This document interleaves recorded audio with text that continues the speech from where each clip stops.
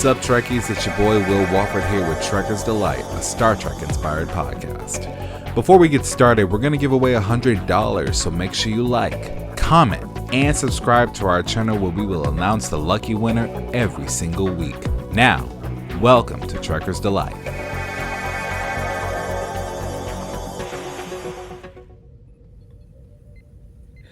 Oh, there you hi! Go. Hello, everyone, and welcome back to the next episode of What If. Thank you for joining us. I have William Wofford and Marie Brownhill in the house. How are you guys doing today? I'm vertical and above ground, and that's really all you get. That's right. William, how are you? That face right there. Yes, I love it. Oh, no! I was just trying to switch. I'm so sorry.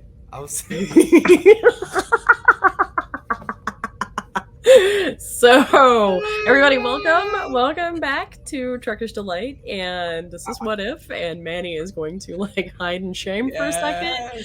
I am Marie Brownhill. I write for Game Industry News. I do Unimatrix 47 and the Modern Gamer column, and William is ripping off a pose right now and is going to introduce himself. I am William Wofford. Earlier, I was actually trying to act like that I was frozen on screen when really I wasn't. And obviously that didn't fly at all. Because I was literally holding my eyes as they were drying up. I'm like, oh my gosh. No, it's good, actually. So that was a life choice. Oh yeah, absolutely. I'm the videographer on Trekker's Delight. I've been Trekkie for going on 28 years now, as of a few weeks ago. So yay. But yeah, I'm happy to be here on What If again because we're going to be talking about my favorite movie. Yes. He has been so excited about this, guys. So excited. Oh, man. If you've been watching our content at this point, you'll notice that this has been a theme for the last couple of weeks. Definitely. And I have no idea when this is going to air either. So that statement might not make any sense. Who knows? That's okay. It's all out of context anyway. People who are watching Star Trek know that there's you're going forward, you're going backward, you're referencing things back, We're jumping universes. Yeah. We're jumping through galactic barriers. We're all good. It's wild. All right, so especially the newest. Yes, so the newest episode of What If, we're going to talk about, I'll throw the question up. And then I'm going to specifically ask you guys to kind of help me shape that question. This is my fault. No, it's not. It's a great question. It inspired this whole thing.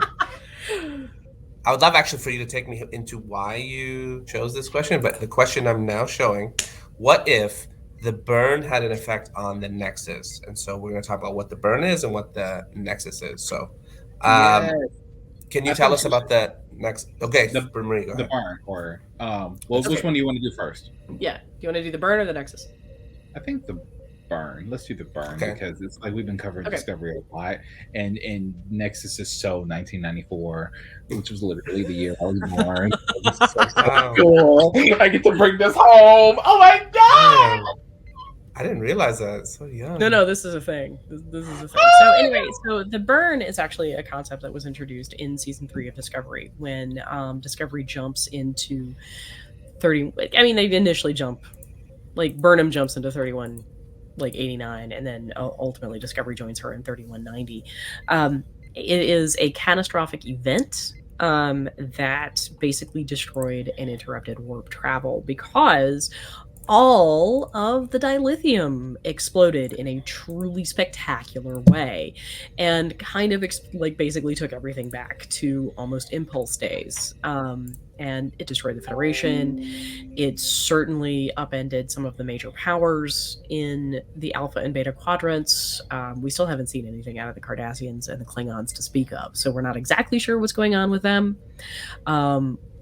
The Romulans apparently ended up living on what is started on Vulcan, but it's now the conjoined planet of Navarre.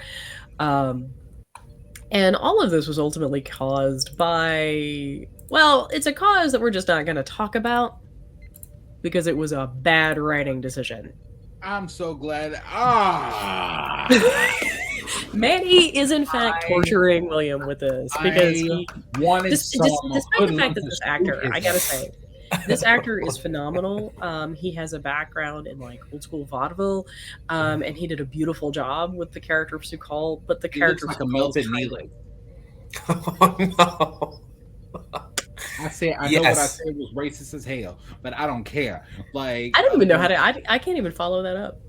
I can't even follow that up. But anyway, Sukal lived on a dilithium planet and apparently lost his mother and screamed, and that vibration caused all of the crystals everywhere. And I do mean everywhere in the southern sense of that word. To stop. vibrate or stop or whatever, and they, basically they stopped controlling the matter-antimatter reaction, and that caused a number of explosions. I'd be interested to see, we've talked about this before, I'd be interested to see what the actual impact of that would have been on the Romulan artificial singularities. Yes, I remember that conversation. Because that, I think, is also a question. But that is the burn. So now I am going to toss it to William to talk about the Nexus. So basically how Star Trek Generations came along was, after All Good Things, there was a 3-day gap. And they really, all the producers told the writers was, hey, we need a reason to destroy the Enterprise, bring Kirk back somehow, give everyone a happy ending. That was pretty much it. That was it. They explained so much about that movie. Yeah. So the reason why Generations was perceived badly is because it was written off the cuff. Now, it wasn't nowhere near as bad as Nemesis or Final Frontier, but it had 3 major points. You had to bring back Kirk. You had to destroy the Enterprise D, and something else. And give everyone a happy ending. So, because once the D is gone, the thing is, each Trek TNG Trek movie, they didn't know if they were going to come back or not. So that's where the happy ending comes in. It's just like, even if the Enterprise D is gone, we got to give them a happy ending, which is why they brought in Worf and a bunch of other stuff in Deep Space Nine, and that's a whole nother arc right there later on.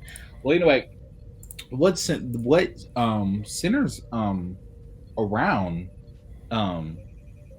what Generation centers around is this energy ribbon called the Nexus. The Nexus is what the Elorians call it. The Elorians we only see like 3 of them. We see Soren. Well, actually, we see dozens of them in Generations. This is the only time where we actually get to see Elorians, which is the species where Guinan is from, played by Whoopi Goldberg, and Soren, played by. I still don't understand what Malcolm McDowell was doing here. I mean, basically, he is. This was a choice. He's obsessed. He's obsessed. He's an obsessed man, and she describes that fairly well. And I'm glad we actually got to see her quarters. Very, very done up very well. I like it. But she almost looked like an oracle. And she didn't have her saucer hat on, which is cool. But this is actually in the Nexus right now, and this is what makes this interesting. If you recall, oh my goodness. Okay, so the Nexus is an energy ribbon that could be interpreted as heaven for anyone who enters it. Because to quote Guinan at this point, she said, it's like being inside joy, as if joy was something tangible and you could wrap yourself up in it like a blanket. And never in my entire life have I ever been as content. She was pulled, she was ripped away, and none of us wanted to go at that point. But after they got back, she would have done anything. I'm starting to feel your obsession with this movie, William. Anything. I get it. Like, hey, she would have done anything to get back there. And as time passed, she realized that wasn't going to happen. And Picard asked back, well, what about Soren? And she responded, if he's still obsessed, he could be a very, very dangerous man. This is where, so basically, if you enter it, it's not just your fantasies that are coming to life. No, you can go to Quarks for that. Like, this is something that is the epitome of your happiness. What is your heaven? That's the ultimate what if. What is your heaven that will bring you eternal joy? Because obviously, and another thing, because this thing exists outside of time, I personally think one of the celestial beings in the celestial temple, one of the prophets took a shit, and then this is what came out. Like I really do. I truly do. Because I love you, but sometimes I really wonder why we let you on. Like, the things that come out of your mouth. I get it. And I say this as the person who spends the most time on camera with you. Yes. But honestly, I'm sorry, you just totally moved to Galaxy Quest right there. Like, come back to Star Yeah, it Trek. was squeaky. Come back. Yeah. I mean, it's just if you really think about it, and the reason I say that is because we learned in the episode The Emissary, I think that's the pilot episode for Deep Space Nine, is that the prophets in the Celestial Temple exist outside of time. They're not linear. Okay, they exist outside of time. Okay, it's a god complex, if you will. Well, this entire place. Speaking of god complexes, look, William Shatner. I know, right? He got his whole Well finger up done, in Manny. everything. He got his church. He got his church finger up in this scene while he's getting some dill weed. But honestly, the entire Nexus exists outside of time, and how we know this, what's evident of this, is that other than Guinan saying and Picard saying it and finding out, is that Kirk had just gotten there from his perspective, and literally minutes later, Picard shows up and says it's been 80 years. So let's assume that Kirk has been there for 15 minutes, 15 to 30 minutes, and he's at this house. He's starting to chop wood. That's literally what he's doing. He's like, well, I'm here now. And so clearly that is what my heaven is going to be, is I'm just going to be over here chopping wood. Chopping wood right before you walked up. So sure. I can quote this movie. I can literally quote this movie. No, we've seen that. We've seen that. Yep. But anyway, and then literally 80 years later or 15 minutes later, Picard shows up and he finds out that there have been two generations of Enterprises since the Constitution class. So he's like, what happened? So it exists out of time. But not only does it exist outside of time, you can use it to travel in time. Yes. Now, that's what's interesting, which means you actually have a lot more power there than you thought. Because and that's the thing where they needed some excuse to put Picard and Riker in the same room fighting the same battle at the same time. That's what they mean. That's Kirk? Because Picard and Riker spent a lot of time in the same room. Oh yeah. Riker's dead at this point. But my bad. Not Picard and Riker, but Picard and Kirk. Actually, I'll never forget. Riker's not dead. No. At this point, while they're in the Nexus, he's dead. He's dead. He's dead. They're all dead, actually. Right. So because are they though? Because if it's atemporal, right? Like if it exists in all time frames or no time frames, it's entirely possible that none of that has happened. It is. Let's just say in one timeline they're dead because that planet blew up, and they were still there. I'm just going to keep going. All this time, I thought growing up that the entire Enterprise crew was pulled into the Nexus. I was wrong. Soren calculated this, and this is where we come into the burn. Soren calculated this so precise that he purposely blew up 2 stars to push the energy ribbon with a giant gravity wave, and I'm putting this in simple terms, with a giant gravity wave or gravity pull to shift the course of the energy ribbon that we find out Here we go. in the observatory, which is basically astrometrics. So I don't know where that falls. Did anybody else remember feeling odd in this sequence? I saw this in theaters, and I had been watching The Next Generation on my tiny little screen in a cathode ray television up until this point, and then all of a sudden, like I'm sitting in the theater, and we get to see astrometrics, and it's amazing. That was like the money shot of Generations. Kind of like TMP had like the motion picture had that money shot of like the Enterprise. Like astrometrics really, I think was the money shot. Can we also acknowledge real quick, because I'm gonna go in and I'm gonna make the connection, I swear. But can we also acknowledge how much that I'm also gonna need you to breathe. I know, right? It resembles Cerebro, and then Picard is just right there. Oh yeah, that's true. It does. Yeah. And they use that to find stuff. Fair. It's perfect. It's perfect. So anyway, this is how Soren's a genius. Okay, he's a 380-year-old genius. Okay, so he's in many ways he's like Tarka. Okay, this is where the connection is made between the characters and the situations that are happening right here, and why it's arguable and feasible that we're actually talking about the Nexus the entire time, where Tarka's boyfriend doesn't went to.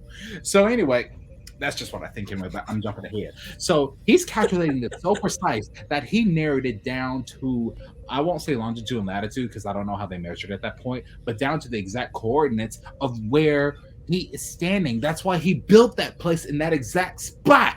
Because it's like, oh, he just happened to have an observer. No. He built that. He had been planning this for decades. He had been planning this for decades. So why can't you just take a pod and fly right into the Nexus? Because it'll explode. Because that would undermine the entire plot line of Generations, Manny. It will take you with it. That's the problem. That is what we like to call a plot hole. I will quote Data because I will tell you what happened. Because Picard asked the question, that's what he's doing. Well, why doesn't he just fly into it with a ship? And Data said, our records show that any ship that has passed close within the energy ribbon has been either destroyed or severely damaged. He can't get to the ribbon. So he's trying to make the ribbon come to him. Data, which makes absolutely no sense. Let's stop that for a second, because it makes absolutely no sense. Because literally the destruction of an entire section of the Enterprise, what was it, B? I don't know. B. It was the B. Is what actually lands Kirk. Right. In Hold Nexus. on. And also the 2 Elarian ships. Ooh. We got him started. I know, we're never gonna get to the actual question. I got you. We're just gonna keep pulling. I got you because I can tell you how it is possible. Okay, here's the thing: has it ever okay? My point is if the ship is destroyed, you get sucked into the Nexus. You can go into the Nexus, but you are not immortal. If the right conduit, if the right energy discharge, yes. You are dead by the time you get out there. It's almost an accident that they made it in alive. It's almost an accident. They described both in Sickbay and Generations, and Guinan herself said that, and even Soren a couple of times, that they were going in and out. Scotty was the first one to see it. But he said that their life signs were erratic. They were going in and out. That's why they couldn't transport them right away. They were going in and out. And so when that ship exploded, they actually did die. They really did. Remind me of the phasing of Transporter. Right. Ooh, are we talking about the next phase now? I got you. Yeah, no. But my question is, I'm not actually persuaded that they did die. Because it's entirely possible that the energy from the explosion actually propelled them further into the Nexus. Probably. It might have taken some with them. So if we're talking about this as being some sort of energy conduit, then why wouldn't that explosion have served? I mean, I can understand Soren's reluctance to gamble. For sure. Yeah. In the sense super long lived. He could have tried again. Yeah, you'd think, but Soren was crazy. And I really, honestly, I think Malcolm McDowell was like, okay, I am just going to channel an older version of my Clockwork Orange character for this. Yes. I know, right?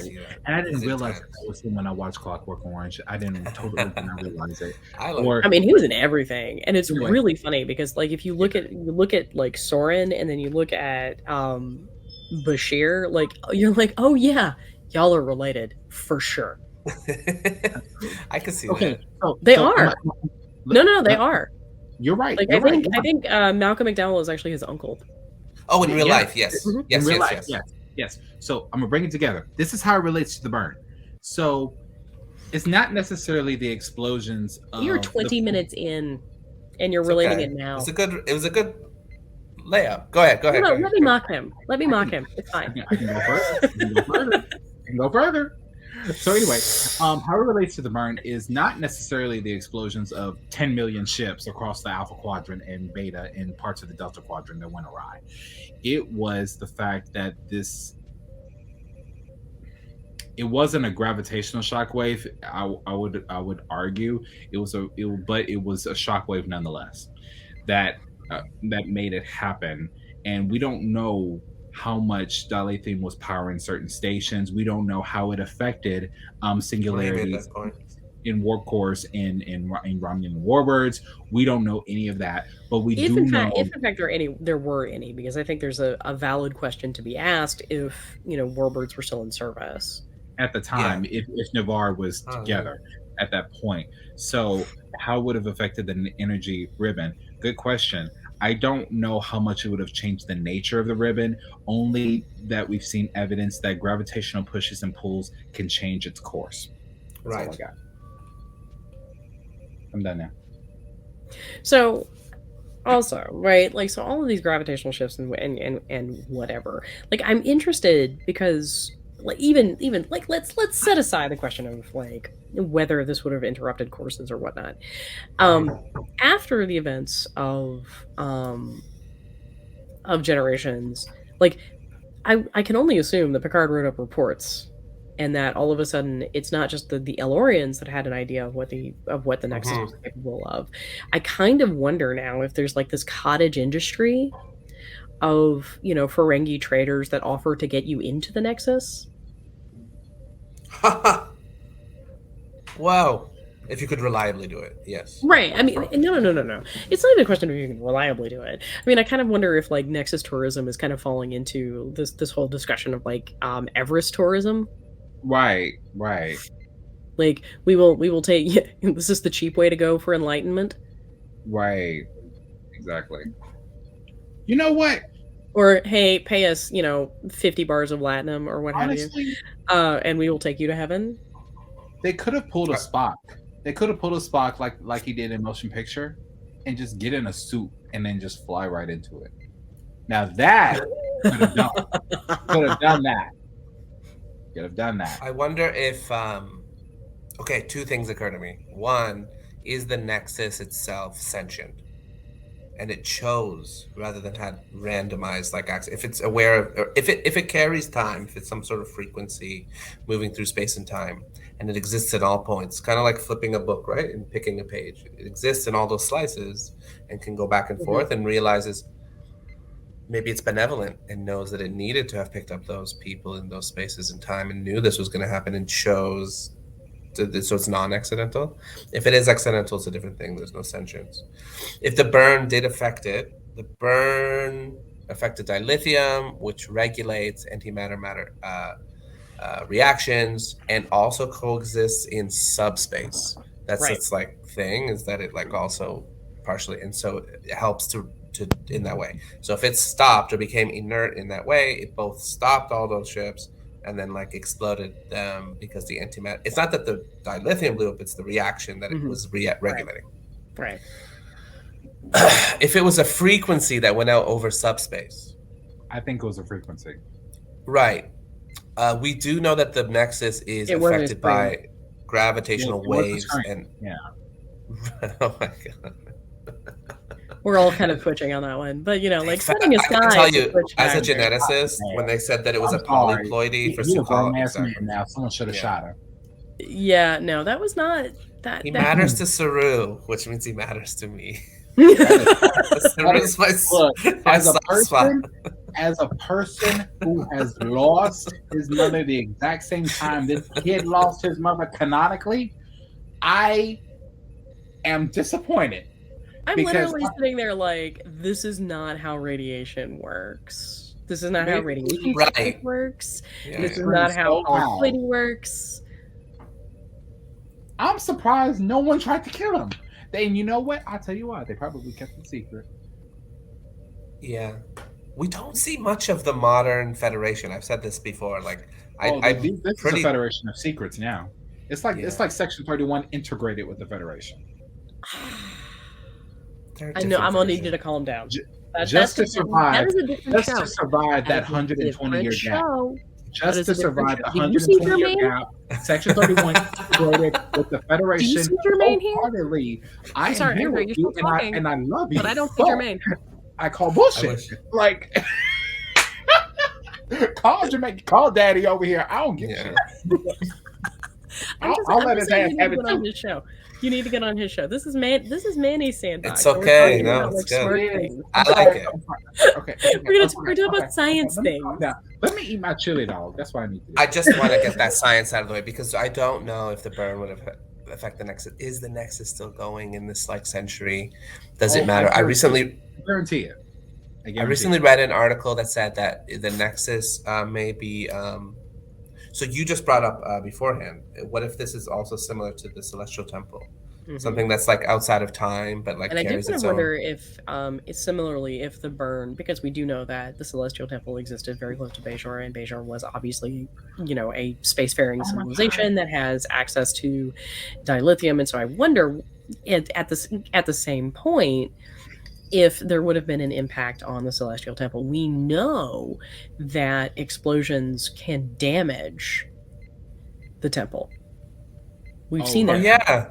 Torpedoes alone can close it. Like, The Verderon nodes were strengthened though in that one episode, so it's stronger than ever. Yeah, but also all of the ships in that area. Oh, right. exploded. I see what you're saying. I see what you're saying. Fair. So Verderon nodes notwithstanding. So my question is, so at Verderon nodes notwithstanding, like we're looking Like at internal. orders of magnitude larger in terms of the explosive power that we're dealing with. Fair. So one of the So that's kind of actually how this whole thing started. I mean, initially, yes, it started as kind of like a joke when we were doing Rubicon during the live show, but with these sort of like atemporal, vaguely subspace related phenomena like the Celestial Temple, like the Nexus, I'm sure there are others floating around the universe. Things like isolytic weapons, things like the DMA would have catastrophic influences and consequences for these things. And we know the Celestial Temple particularly is so important to Bajor. What would have happened? Mhm.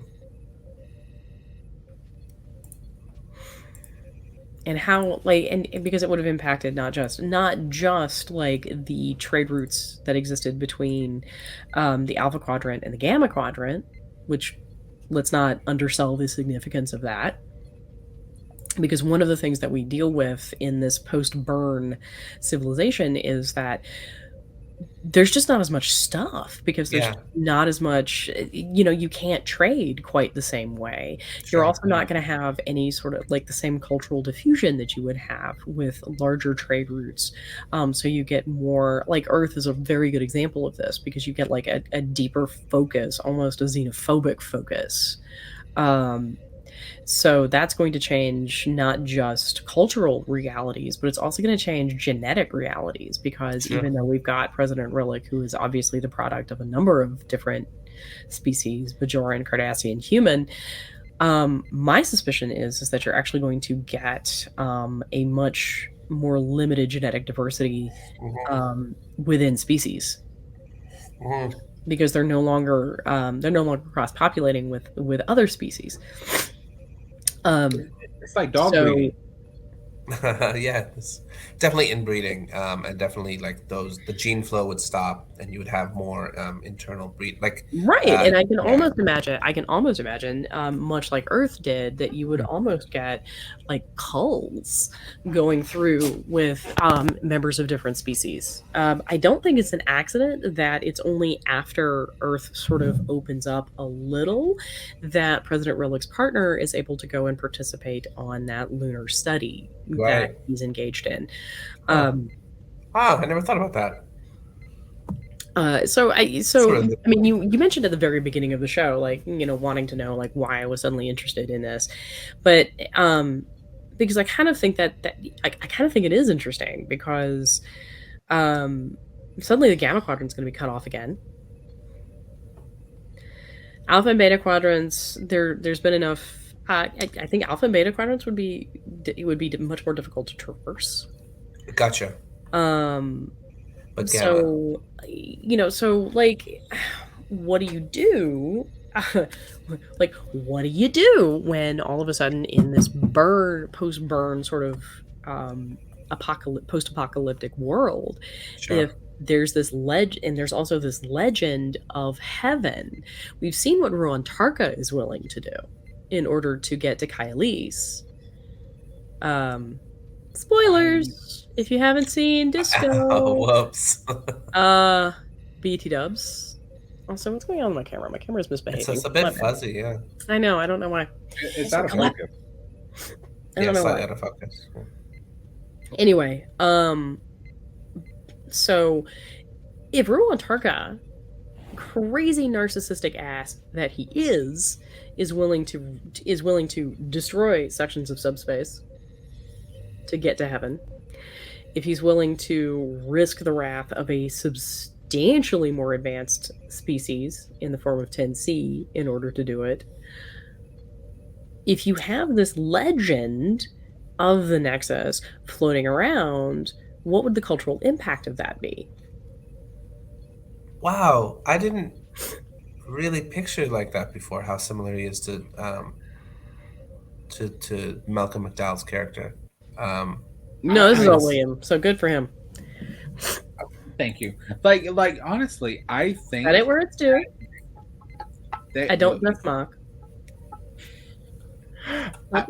Well, Marie brought it in with the burn in the first place with the Nexus, and then in the same episode, I brought it in with what if the writers pulled Tarka's character from Soren's, because the obsession, the genius, the insanity, it's all there down to the perception and everything.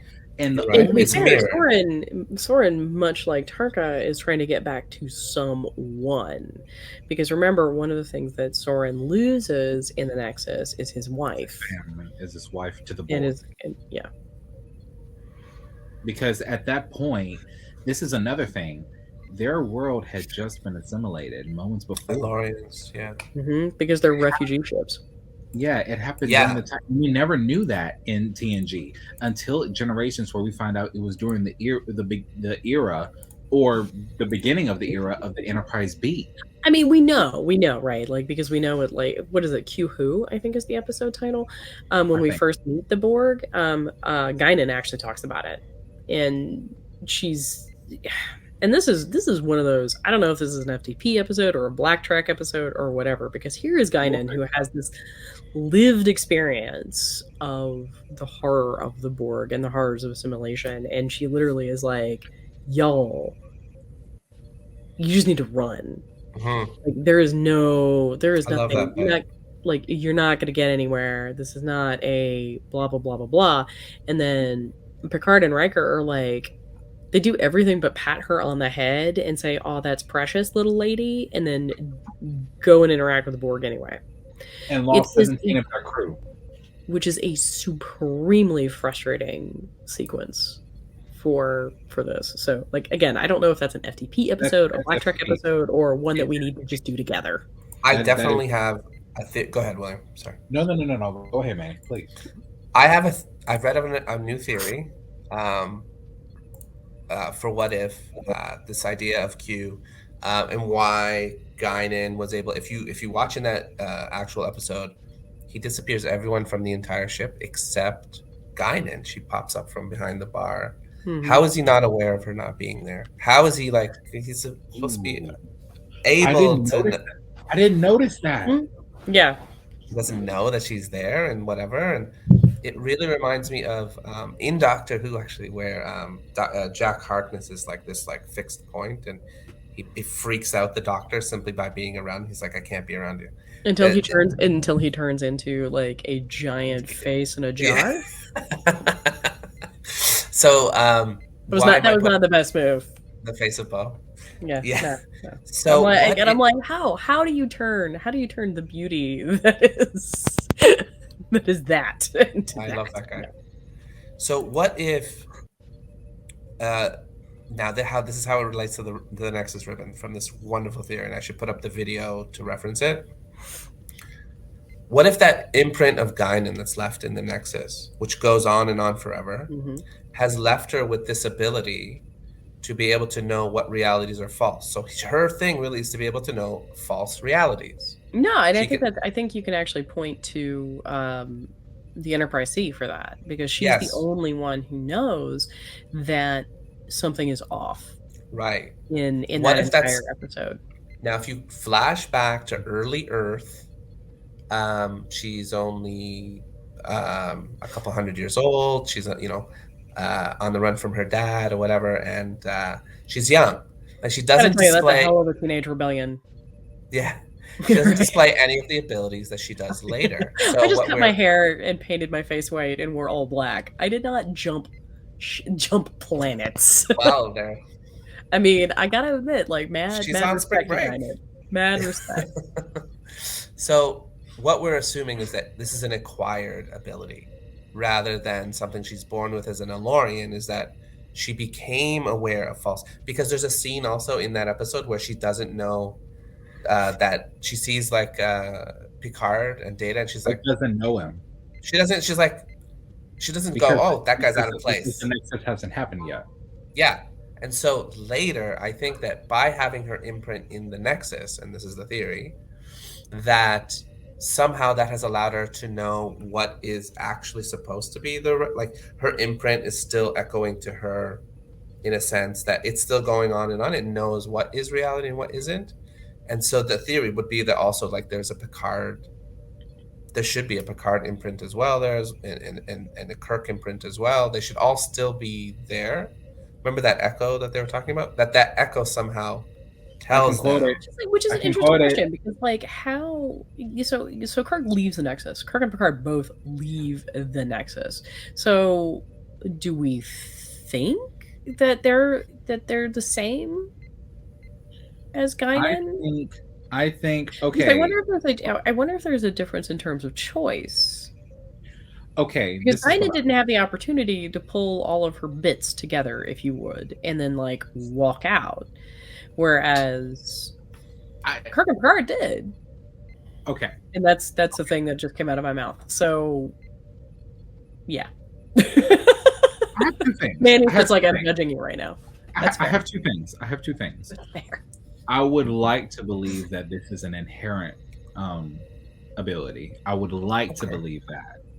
An inherent to Elorians or inherent to Guinan because of this whole Nexus situation? Inherent to Elorians with passing age. Okay. Like, it develops. That's what's in my head. Because at the time where Picard technically meets Guinan for the first time, she's, by their definition, a teenager. Yeah. So nothing's gonna really come up yet. But to support Manny's theory that he's looked into, it does have merit.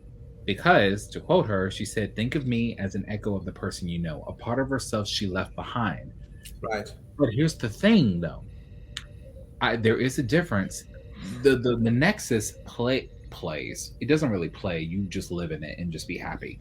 But the Nexus uses your ability, your want, your desire, your inner part of what you truly love, and uses it to manifest. It's not like a holodeck either. It's real in the sense it's real to you. But well, we'll get to that in a minute. Philosophy of real. We'll get to the philosophy of that in a minute. But for the time being, I think the entirety of Generations wouldn't exist if it were perfect. Like, it doesn't. Like, Picard would never have been able to leave, nor would he have been able to talk Kirk into leaving. Kirk just wanted to retire, man. Did. I don't think he did. Well, I think that's entirely the point, is that Kirk didn't want to retire. And that's kind of why Kirk actually, like, Kirk nailing down what heaven would look like was so difficult for Kirk. So Picard would get this extremely ugly Victorian Christmas. Y'all, those dresses were terrible. Okay, they just I really would have saw Beverly Crusher in that scene. Instead, we get some still mad. Like her. I'm still mad about that. Still mad. I'm like, still mad about that. He loves her. He loves her. But at least we have he has a consistent encapsulated image, which kind of taps into the issues that he was having earlier when he finds out about his brother Robert and his nephew's René's deaths. Yeah, Right. so his desires were immediately tied to the revelation of what happened to his family. But are they really his desires though? Like, is also the question. I think it's kind of like, it's not like a holodeck per se, or some kid who's on a lonely planet and reads Riker's mind and makes stuff happen.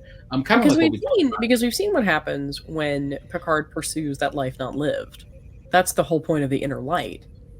Yeah, it's just like, and I would actually argue to you that what happens in 45 minutes in the inner light is far more real, far more emotionally impacting than what we get in the Nexus. You know what? I will second that. I will second. There's a difference between like the programmable matter of like a holodeck and those experiences, and even the inner light experience, which is also a simulation, however complex and somehow It is a simulation. short circuits time.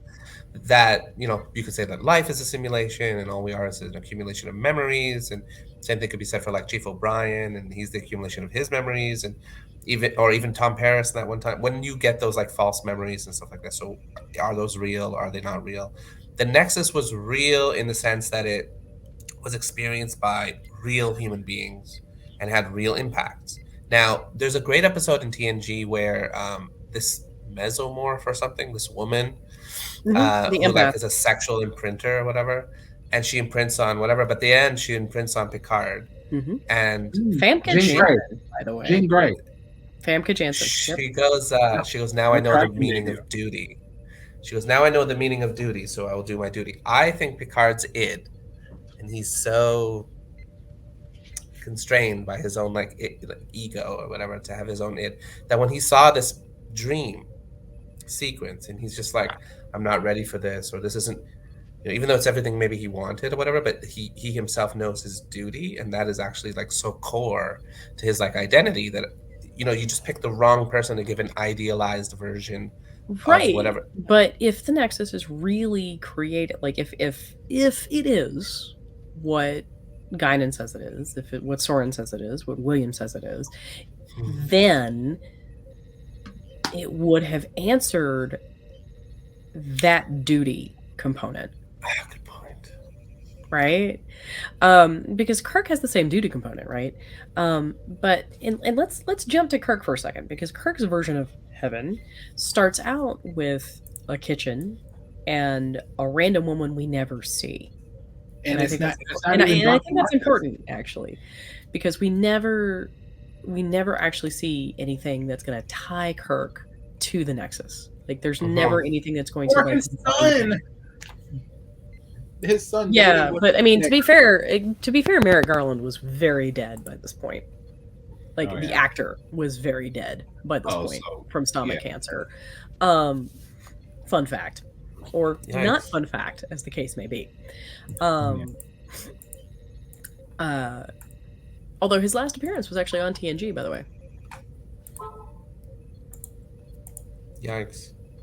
Do you remember the It was the addict episode. Yep, it was the addict episode, where one half of the species had basically addicted this other species to a particular to make them think they were sick. And he was actively in the process of dying, I think, at that point. And so you almost don't recognize him from playing David Kirk. Do you think he was trying to say something with that role, and they knew? I think he just got a role. Yikes! Because he was addicted to drugs himself. I have no idea. Now we have now passed anything I know. I was told that he had died from drug overdose. No, it was cancer. But it was cancer. Cancer drugs. But anyway, jumping forward, yes. but I do think it's interesting because we get this moment in Kirk's Nexus where like he scrambles the ostrich eggs. Right. I was like, okay, whatever, man. He scrambles the ostrich eggs and then goes up to take breakfast to Antonia, and rather than opening onto the bedroom, we get stables. And his response just gives it that dream aspect, right? And it gives it, and he's like, oh, and Picard's like, this is weird. And Kirk's response is, no, it's better. And he goes for the horse. And some of that's Iowa. obviously, and some of that's actually a reference to Shatner's love of horses. But I do think it's interesting because, like, Picard is all about creating, or his desires, the Nexus is trying to fill, are all about creating connections. And in fact, it's his connection with Guinan that actually allows him to move. But, like, Kirk has no connections to anything. And if the Nexus were truly giving him what he wanted, if it were truly heaven, it would have given him something he didn't want to leave. And there's nothing in Kirk's heaven at all that would keep him there. Maybe he was perpetually, this is what I like to believe, I think that he was perpetually making dinner for this, like, unknown person, and he was just, and then he would go out and chop wood and whatever, and you don't see that person or that attachment, because the moment that Picard shows up is the moment that he is maximally able to be ripped away. Because if at any other point, if he had been with that woman, for instance, then he'd be like, get the fuck out of here. But, like, in that moment where he's like just distracted enough in that part of his day, it's like if he's living the same day over and over again. That's my theory. Does this go towards your theory of whether the Nexus is sentient or not? I mean, kind of. I think that, again, as you see, like, all time is the same or whatever within the Nexus. There's lots of life forms we don't know about in Star Trek. Is the Nexus just another life form? Yeah. Or we could say that it's a travel mechanism for the prophets. There, done. Yeah, I mean, what are the prophets? You know, we've seen other energy beings or whatever, but they tend to have, like, a similar morphology. We're not really used to it being like a phenomenon.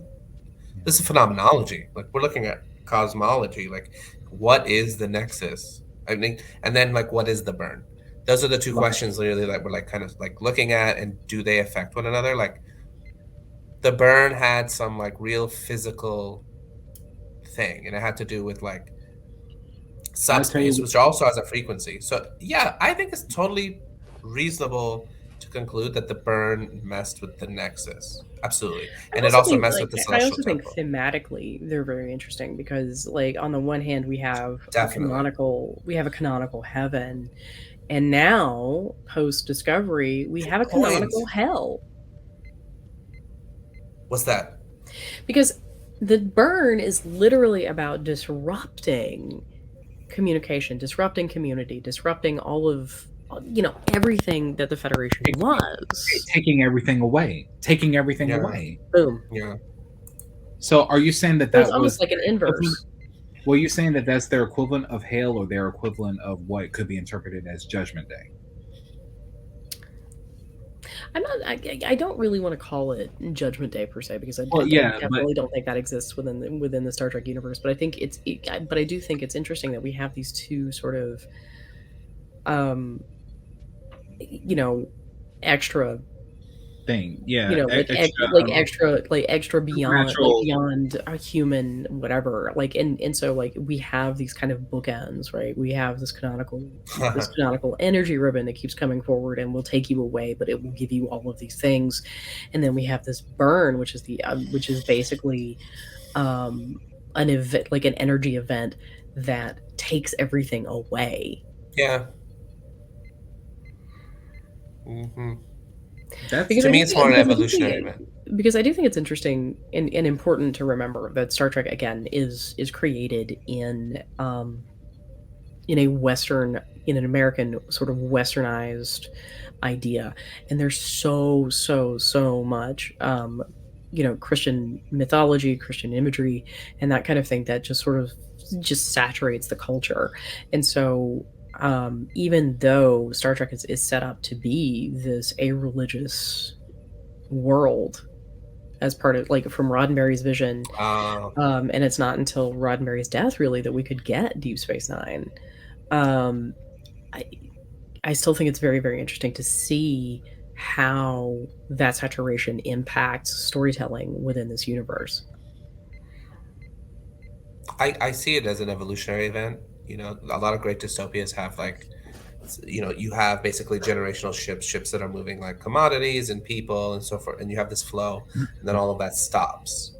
And so you're basically cutting them off from the rest of the universe, and you go into myth and legend and whatever, and that's how you get the rise of something like the Emerald Chain and outlaw and banditry. But this is also a time of incredibly advanced technology, way more than the time of like TNG and stuff. Like the idea of programmable matter, when they first arrive in that 32nd century, I want to say, that they're just like, what is all They're this, like, what cool is stuff? this nonsense? It's bananas. Like, you're so far ahead, and yet They're they're like, also your estranged. cells are detached. Yeah, how do you even do that when the cells? So I think there's Tom Paris, and that was done by Tom Paris because I know. That was kind of a great nod. And honestly, this is so influenced by Voyager. Even the transporter com badge that came from one, because he was a 29th century Borg, and he had internal transporter nodes. So that meant in the 29th century they could do that. So okay, let me shut up. I love it, man. This is all relevant. And no. Literally, everybody's nodding because we have been there and we understand your excitement. Like, you're among friends again. We're all trying to like tie this together, and the fact that you're juxtaposing Kylie's with the Nexus. I can't even finish my chili dog because I'm so excited. Like, I love it all. I will literally give Discovery a 10 out of motherfucking 10 if it is the Nexus. I don't think it is. I don't think it's gonna happen.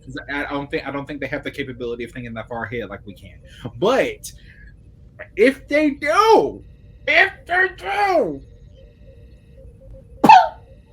think that. What do we think the internal? But if that's true, if Kylie's is the Nexus, or the Nexus is one way to access Kylie's. It is completely okay to have different names. What do we think? What do we think? Could the burn, could the massive level of destruction that would change space, that would change the topography of everything, could that have changed the internal structure? It's possible. And could it then be that we're not going to go back into joy, that instead we're going to end up in hell? In Event Horizon. The nature of the Nexus. I see.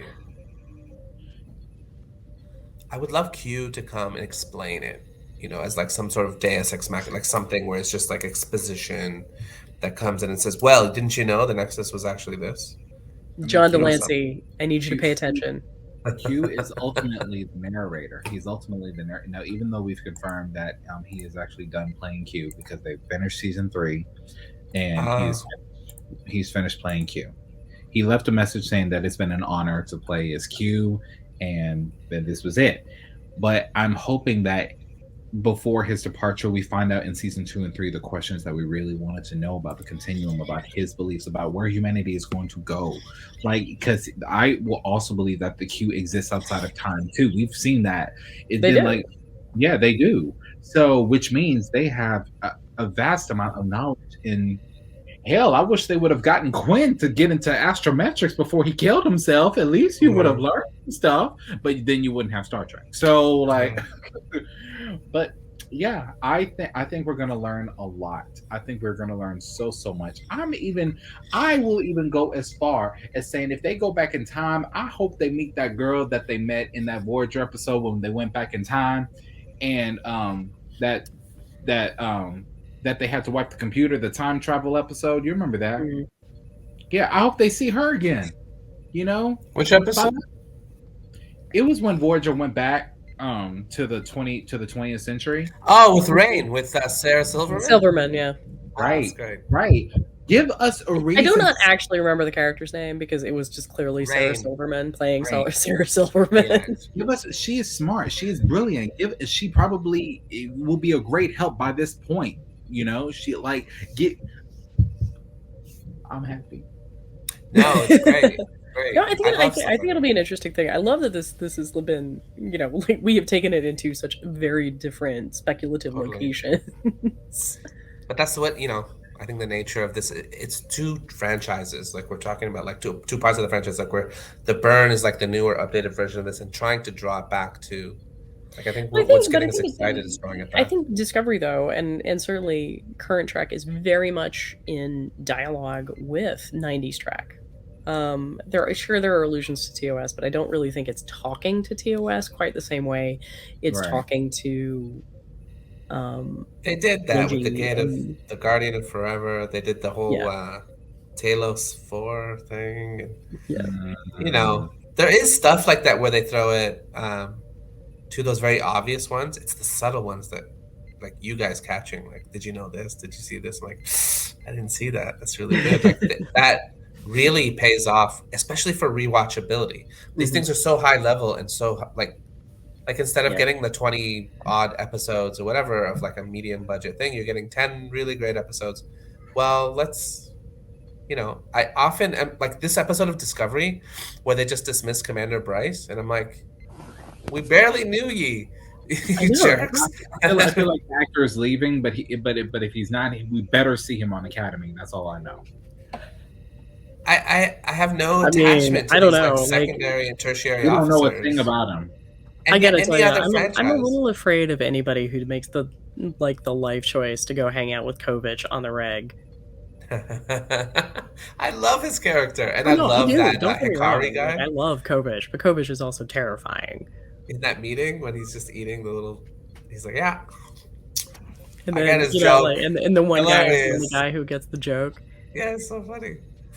So I think we're all like excited to see where, because we're all on the edge of our seats, and the contiguous nature means that we're about to get Picard and to move into like new spaces. And Whatever. we And only this have will like kind what, of set. 3 more episodes in Discovery this season, anyway. Is there? So I thought it was it. we're in the home stretch, amigos. Like we are. I thought it was only 10 episodes. I thought we were done. There's 3 more? I think there are 3 more. I think it's 13. I think there's 3 more because it overlaps with Picard for a few weeks. It does for Cap. Okay, so I have been thinking like it doesn't. So, oh my god, we're getting to like 2 fresh episodes in a week. That's Y'all, bananas. we got to Sick. get it together. We got to get it together. Well, like we I'm about love to having- cry. I'm about to cry because I'm gonna like, how am I gonna cover all of this?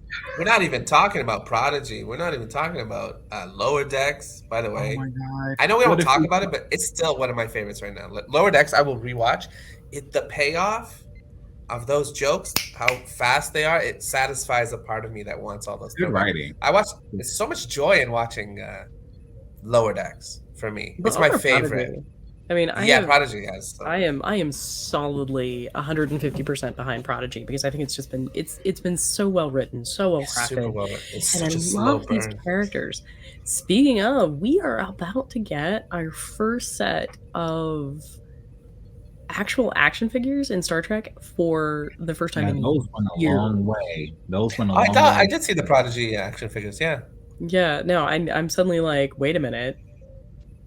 Is Those this how things are Star, gonna kill. Star Wars people feel all the time? I don't go in for that stuff, but I'm glad they exist. I mean, clearly have- I have a problem that's- with memorabilia, but I get it. I'm really excited because that's one of the great ways that like, you know, I can give those to my children to play with and the Yes. boys and like work their way in. They get very excited to see Prodigy. It scares them sometimes because the diviner is very scary.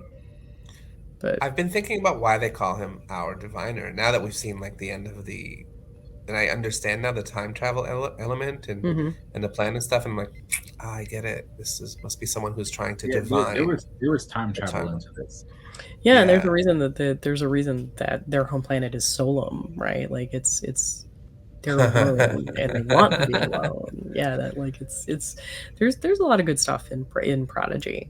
And And then there's I a mean, throwback to other like Star Treks with that idea of being the center of the universe and Oh having my like a God. warfaring species come through. There's a lot of overlap there. The And we've seen that many Kobayashi Maru- times. The Kobayashi Maru episode alone, and it's like we knew that they used other voices. We knew the exact episodes where they came from, but we didn't give a damn. We were just like, I loved it. I It's loved so good. Odo. I I know. don't want any man. part of this. I know. Yeah, this is so right. It felt I right. don't, It I don't felt care right. how you did it, and then gave their flowers to Nichelle Nichols while she's still alive. Like, Yeah. even though I don't know if she saw it or not. If she did, I hope she retains it as she goes to heaven soon. But like, I'm just saying, like, Oh, see, that's how you do it. You give them their flowers while they still here. Yeah. I think Like- one of the reasons that we're so greedy for all this stuff is I think we lament the fact that a decade was More lost. than a decade. Yeah, and we just lost like all of this time with all of these actors that we could have been building. Now the other side of that is like with the technology we have today and the ability to do Netflix runs and all this stuff, you also get a more sophisticated things that have been stewing, like they've been thinking about this way more, and they really could have screwed it up if they didn't do it just right. Everything happens in its own time, but I mean, I gotta tell you, I will like, lament that. we mock, we mock the Abrams movies, but I am very, very grateful for the Abrams movies because they really injected new blood and new life into the franchise and brought so many people to watch it. And I get it. Like, there are a number of people who are like, that's not my Star Trek. Fine, aces. It doesn't have to be, but it has resulted in so much new content. One of our new hosts, I think his name is Randall. Mhm. He when he was introducing himself, he was like, "I'm an old school Trekkie, whatever, TOS." And he's like, but then he watched those movies, and he decided watching those movies that he would get back into it. And so for even older fans who maybe missed the bus on TNG and DS9 and whatever, those movies, because they were shiny and because they were new and they invented things in a new way, they gave new life to one And now man's we get to conception. explore much more complicated questions. We get to talk Yeah. about, what does a society look like that's lost communication with itself? Like, how does the Federation reinvent itself? Like, how do we explore finding relevance, especially now that we've come into a situation where, like, truth, justice, and the American way don't quite mean what they did, and it's not as easy to say that this is the way to be, this is how you do it. And I'm profoundly grateful that we get to have this conversation. It is a kind of a privilege, and now that we're kind of adults, like we were all children, looking up to these things, and they looked formidable and far off. And I know that for a lot I of need you to people in stop my life- thinking. I can hear you thinking. What? Yeah. Jermaine, go ahead, man. I want to hear it. I want to hear all of No, it. no, he's about to say something terrible. Okay. Well, I'm gonna unfortunately have to wrap this up for us and end this up. So I'll give you your last thoughts on the ideas. William, go ahead. So I think it's completely plausible, and I'm very glad that Marie brought it up with the connection with the burn and the Nexus. Because it can work. My final thoughts are it can work. If it does work, Discovery gets my badge of honor, and I'm just gonna leave it at that. I'm good. Mhm. Like, I don't care how many more seasons you make. You're good with me. Like, you're good. I am crazy excited for what is to come, and I'm very glad to be on What If again. Thanks, man. Thanks for being here, Marie. I have to admit, this conversation went very differently than I was expecting, and I'm really glad me it too. did, because we've gotten a chance to cover like a wide spectrum of things. What are the cultural impacts? What are the scientific impacts? How does this all work? It's like, it never would have occurred to me to wonder if the Nexus were sentient. I'm still not sure I buy it. I'm still not sure that I'm entirely persuaded that that's a thing. But I'm gonna have to sit with it for a few minutes, and so, like, thanks very much for that, Manny. Hey, I mean, it comes out of the dialectic. Like, we're all pushing. When I'm speaking to you guys about these things and I'm discovering new ways of interpreting it myself, that to me is part of the excitement. I mean, not just because I'm doing this or whatever, but to have had the conversation in the first place and to see it in this new way is pretty exhilarating to me. Like, to know like that it could be this way or it could be that way. It's that excitement that you get when you're really, really into something. And I think that we bring that to each other all the time, and how diverse like our own eyes are seeing these things, the feedback that we give each other, and the way that we move back and forth. It does seem almost like platonic. Like, it almost seems like you're the original dialectic. Like, let's stroke our beards, and when I stroke the beard thusly, What shadows are you seeing on the cave wall? Exactly. So I'm really happy to have had you both here, because it's been a minute. So I know. I'm gonna round up and just say, like, I'm I'm so happy we had this conversation with the burn and the Nexus. Bringing it back to the Nexus, I know has been important for William, to be honest, because I really enjoy his enthusiasm on Generations. Because I think with some of those like other properties, there's sometimes you guys like Marie will talk sometimes about older properties, and I will have forgotten it. And the way that William brings that enthusiasm to a property like that, it reminds me of how important it is in the actual canon.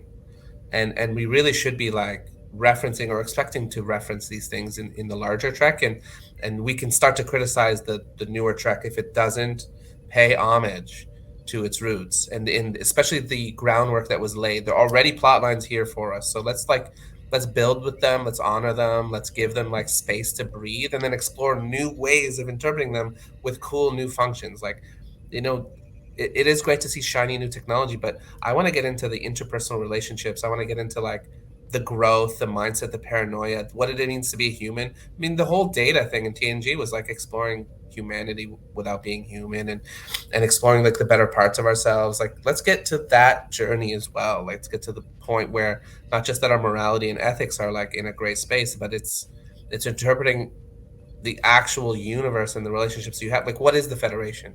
What is it? You know, it's this union, and part of that, you know, discovery is also that within. Like, I want to know more about the cultures in the modern version of Discovery. So thank you so much for being here, guys. I'm sorry I just went on there a little bit at the end there. And I hope you had a great time. I feel like this is a whole conversation. Like, we need to have like a what if about what is the Federation now. Yes, like absolutely. Well, yeah. If you want to join me on Opposite Tracks, come and join me on Opposite Tracks. I feel like we've been talking about this for a while. We need to make that happen. But we are at 106, and we are all going to say goodbye. Thank you guys so much for watching, and certainly like, subscribe, comment, let us know what you'd like to see, and let your friends know about us. Bye. Bye, guys. Bye.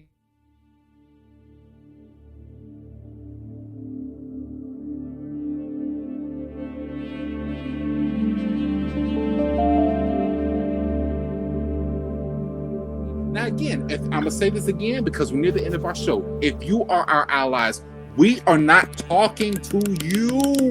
We are not talking to you. This does not...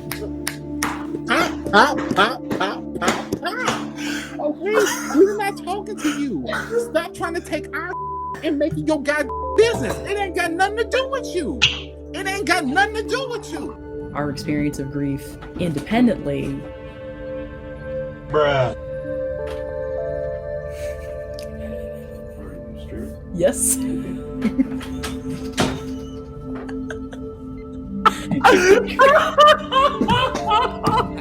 I love that they're in the comments. So much is like, I'm just reading the comments. Yeah. They should broaden their child out. That's such a good point, Will. God, that's such a good point. And he's really thought about it too. You should be here. William, get over here. I thought he had a girlfriend on Insta. It's been ages since I've mucked about, but.